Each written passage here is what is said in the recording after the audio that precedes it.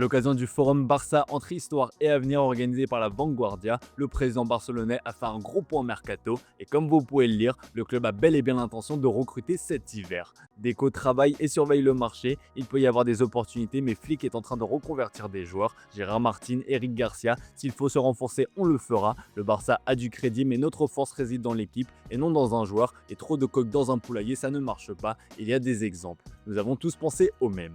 Un petit tacle au grand rival madrilène, vous l'aurez certainement compris ici. Le Real représente la puissance et le Barça la liberté. Bref, revenons au mercato avec la défense qui a été désignée comme chantier prioritaire, surtout après la pause à durée indéterminée de Ronald Araujo. Et selon Sport, Nico Schlotterberg figure parmi les joueurs ciblés par le Barça. Hansi Flick l'apprécie beaucoup et pense qu'il pourrait parfaitement combler le vide laissé par Inigo Martinez. Le défenseur de Dortmund reste déterminé à ne pas prolonger son contrat. La concurrence sera toutefois féroce sur ce dossier puisque le Bayern Munich mais aussi le Real Madrid sont intéressés par le joueur. Le plan B du Barça se nomme Gonzalo Ignacio du Sporting mais il faudra là sortir le chéquier.